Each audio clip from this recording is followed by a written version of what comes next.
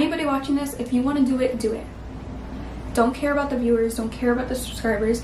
This is the time to be doing things like this because there's so much opportunity. Hi everyone, welcome back to my channel. This video is a tribute for 1,000+ subs at this point, and I'm so happy. I started this channel about January of 2023, but was not active with it whatsoever until about, I want to say, May or June of 2023. That makes that 8 months of consistency and already 1,000+ people supporting me. The reason why I'm recording in my car, it was originally supposed to be recorded on my camera, but I went to go turn it on. This beautiful camera that has gotten the best quality videos for my YouTube literally does not turn on. The battery's probably dead. This has been my girl. My dad got it for me, and I honestly give it up for my dad because if it wasn't for him, I wouldn't have been as consistent because there would have been no motivation for me whatsoever. I do have a lot of people who followed me from here that support me on YouTube, that ask me questions, and mostly it's all about content creation. I really want to get a whole content creation guide together and sell it for really fucking cheap. It took me years to figure out things that I am implementing on my channels, on my platforms now, instead of just having it all there step by step. This is going to be a little Q&A, my first time ever doing an about me or just a get to know me, because I kind of just do things that are on trends, because at the end of the day, when you're starting YouTube, you really have to be like, okay, who really gives a fuck about me? They don't know who I am.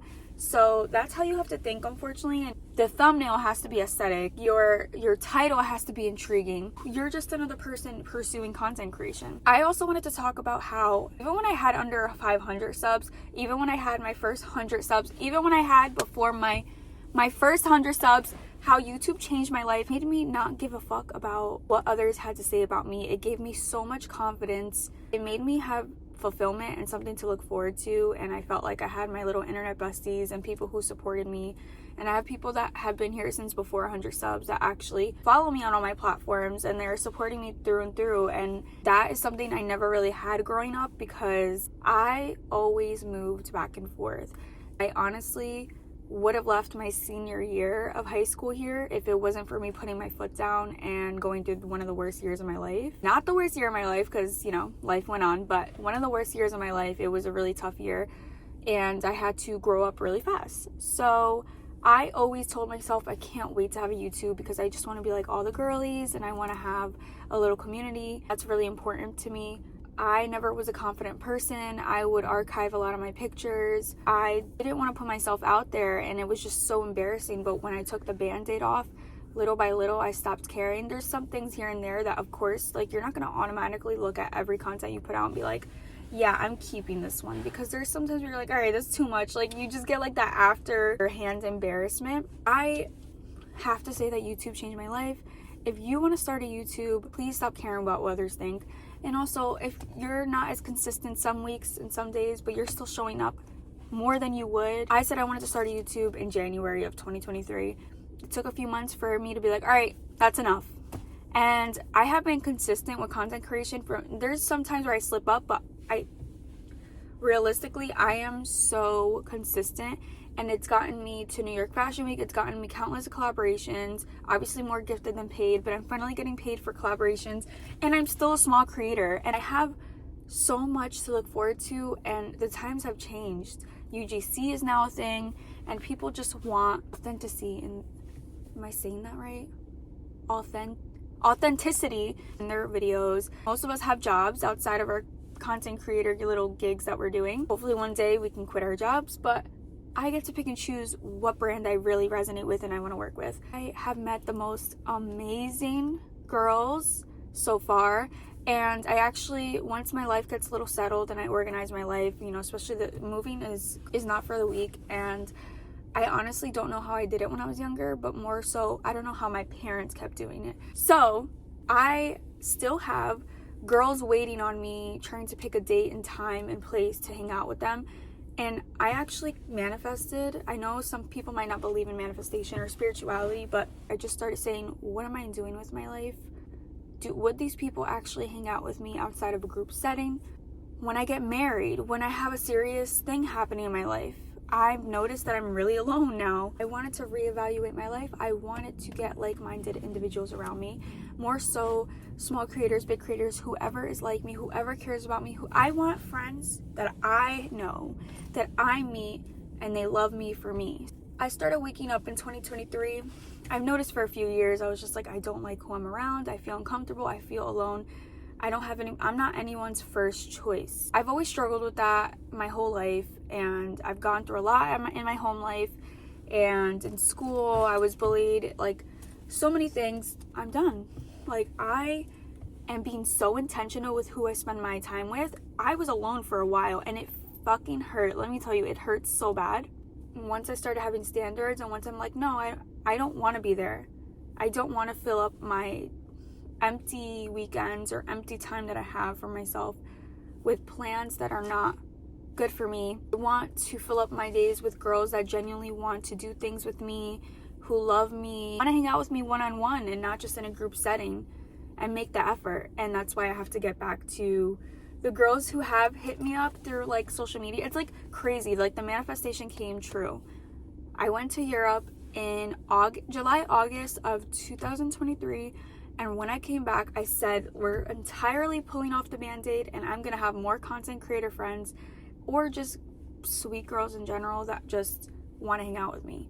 And before, it felt like pulling teeth, trying to hang out with people who were already in my history. It just felt degrading, and it felt like, wow, am I really not likable? Like, it really is easy to get into that mindset. And then all of a sudden I stopped caring, only went to things that I really wanted to be at, or that would better me, and I would fill up my time with things that I wanted to do for me, create content, do my own personal goals. Honestly, if you're going through a rough time in life, it's not a good idea to try and distract yourself with other things. It's a good idea to start over and start rebuilding your life. I keep spitting, am I okay?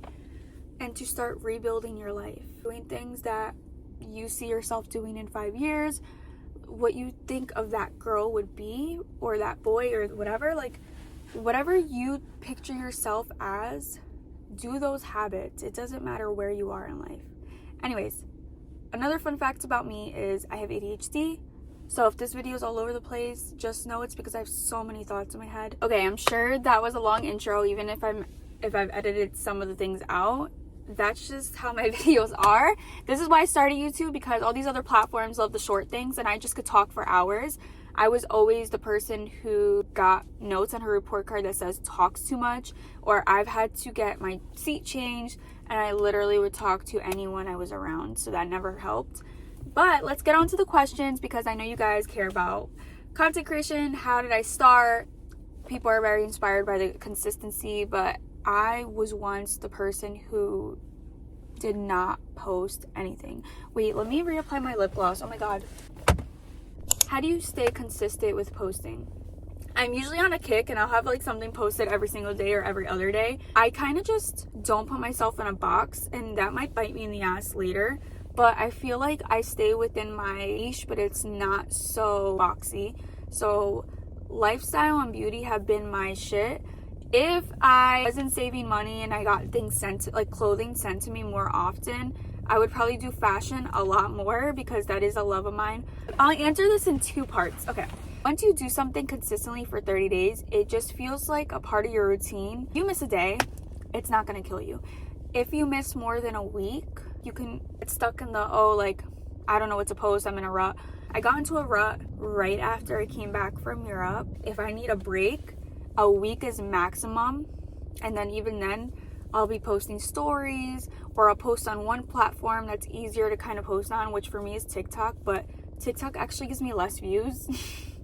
I'll do whatever I can, but like for it to be like structured where I'm posting on every platform and I'm on my shit, I don't let it go past a week, because I feel like once you let it go past a week or a few days, it can go overboard, and you can get used to your new norm of not posting. So if you really want it, just as any other job, you really have to look at it as a job, even if it is your passion. As any other job, you don't let yourself slip too long, because then it could affect your future, right? Your content is you. You don't need to fit into a box.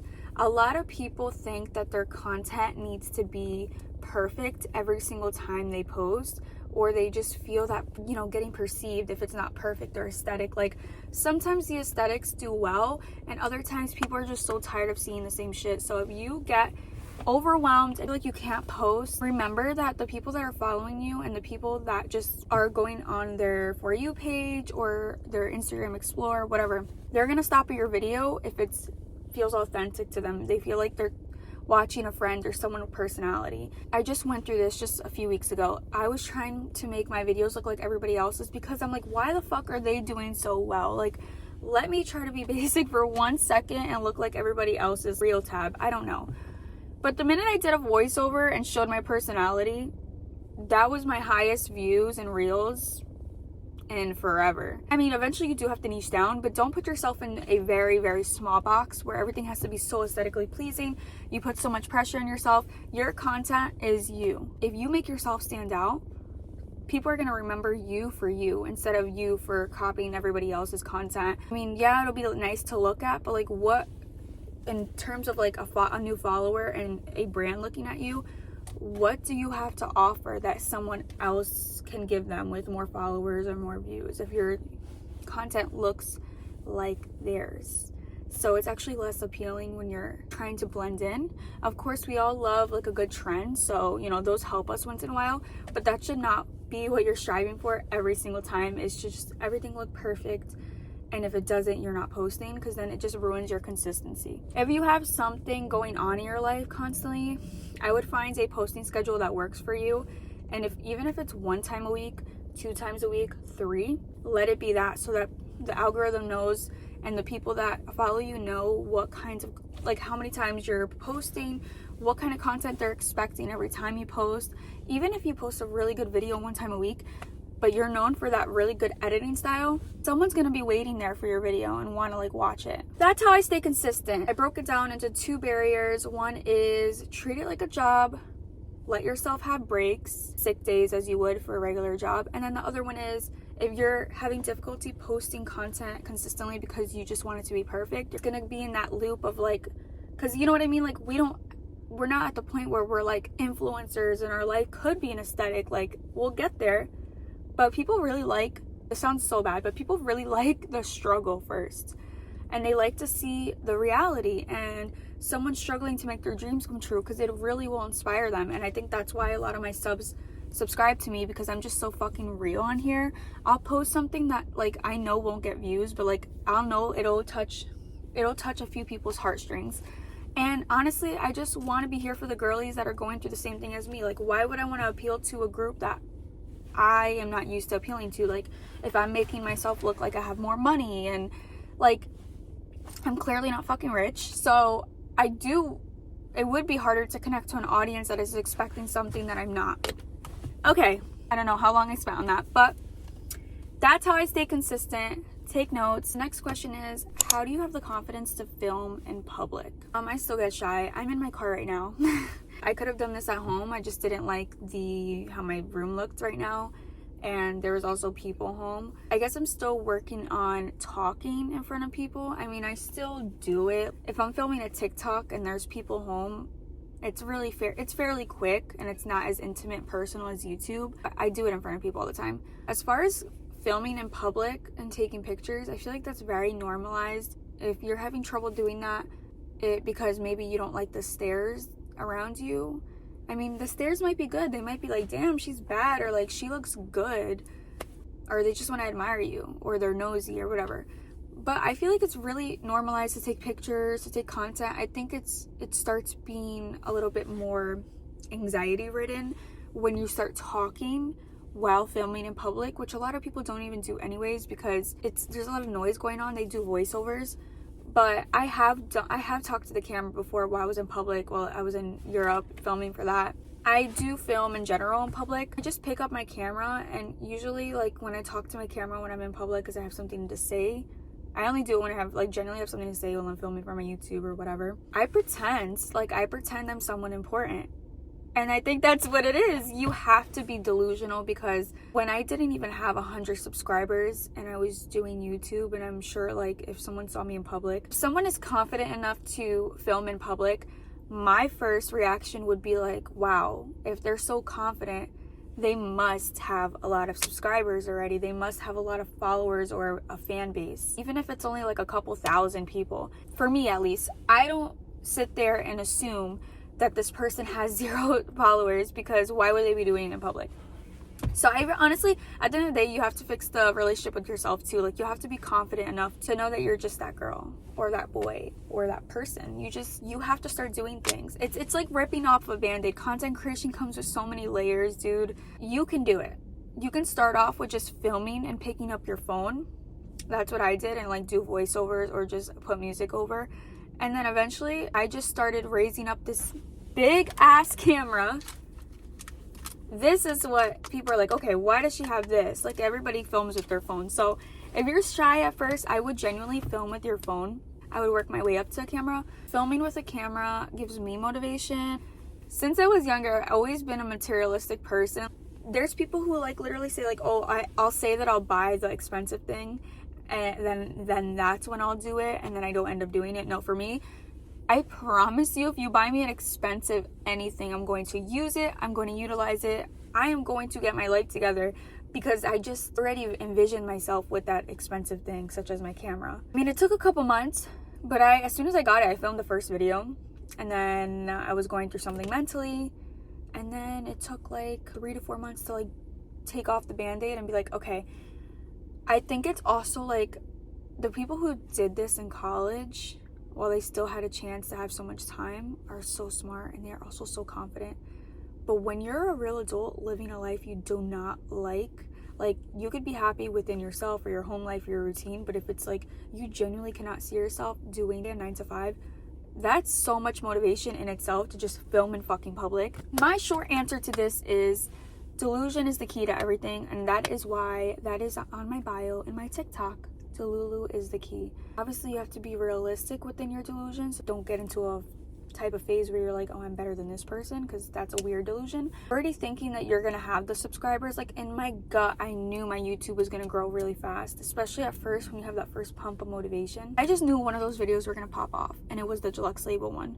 And those fits were fire. And right now, it still gets views every day. And as a small creator, 15,000 views is really good. And I think that's what really helped me get over 100 subs plus counting. Like, that's still, like, when I do my YouTube studio analytics every week, that's still one of the videos that my subscribers are watching. So that's insane. So, and also that's another thing. If you think that you're filming something that's not on trend with the season, there's always going to be someone else in the world. Right now, Australia has summer. I'm going to go ahead and say the continents and the countries that have summer right now are the ones watching my summer haul videos. Eventually it'll be the United States and Canada and whatever again. Like, there is a fan base for everyone. It doesn't have to be in your country. You just have to rip the band-aid off. I want to do content creation. How is brands going to take me serious if I don't even allow myself to take myself serious and film in public?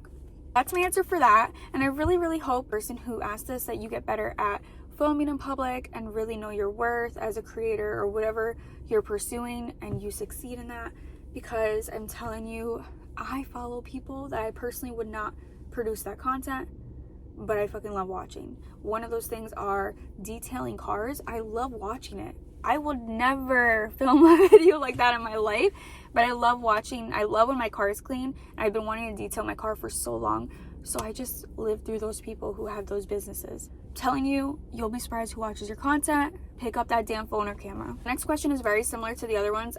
How did you get over your fear of being shy of posting? So it does coincide with the other questions that I already answered, but I think this person means how to stop the fear of being perceived. First of all, I don't like anybody. I mean, I could count on my fingers the amount of people I still like from my hometown or high school, unfortunately. So, I mean, if they're still following me and I don't follow them, that's just a fan, babe.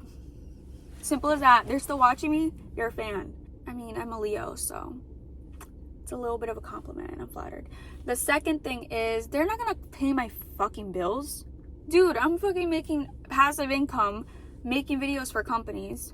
I am making extra money without leaving my house. If I was shy of posting or being perceived that Deluxe Label would want to work with me, my YouTube video was very successful for a small creator. Able to like be like, hey, like, look what I did, and I don't even have 500 subscribers yet. They've wanted me on their shop and we did a whole collab. That's surprisingly the only questions I got on content creating. And then I post a lot of mental health things on my Instagram stories, so I haven't in a while, but I got a lot of mental health questions, which I'm flattered because I love being open about this shit, because everybody used to shame me for being too sensitive or focusing on my mental health, or noticing that, hey, like, this is wrong, why are we all shoving down our feelings? So the next question is, how do you deal with your anxiety? I don't I don't deal with my anxiety. I isolate, and I'm still in a few toxic situations that I have to work on within my own life. But I have gotten away from so many toxic situations, and I only do things that I genuinely want to do now, for the most part. Obviously, I'm not perfect. I am still so fairly new in being good to myself, because that was not an option growing up or even in my young adult years. I'm in survival mode still, but I was in more survival mode before than now. Like, I feel like now I live life a little softer. I care less about what other people think about what the fuck I do with my life. So how I deal with my anxiety, I'm gonna be so transparent. I isolate, but I try to communicate to the people that care about me why I'm isolating, not to detail by detail, but just to let them know that it has nothing to do with them. They should understand, and if they don't, they should not be in your life. This is who I am. I've always been the isolating type, where I can't pretend, or, I shut down, and that's just been a coping mechanism for a long time. Therapy has definitely helped, but I want to try different forms of therapy given the opportunity. Obviously, right now I only can afford just one-on-one talking therapy, but even that helps. But I feel like for me and my situations in life, I really think I need a therapist that does like different form of therapy other than just talking. I forgot what it's called. But for me, I breathe in and out. I realize that it isn't deep. If a person wants to be mad at me for something that's out of my control, or they're committed to misunderstanding me, that is no longer my responsibility, and that's their responsibility to work through. And if they want to hate me for the rest of their life, they can. Other than that, I have real fucking adult issues to deal with. I can't go around pleasing everybody's feelings in my life. If someone makes their feelings your responsibility, that's an immediate red flag. So please just focus on your anxiety. If it has to do with your life, do not let your anxiety be determined whether or not someone is treating you a different way, if they have a different tone with you, no, that is their responsibility. And also, don't stay quiet. If you're very confused about something because someone is coming at you in a passive aggressive way or insinuating something about you, I mean, if they're known for doing subliminals, ask them. More times than not, they're not going to tell you what they really feel like inside if you're straight up with them. They're expecting you to have these little jabs to not be confrontational, because maybe that's not who you were before. At least that's not me. Like, now it's like, okay, what do you actually mean by that? It kind of deads the situation. It brings up a lot in the situation. Just say, I'm sorry you feel that way.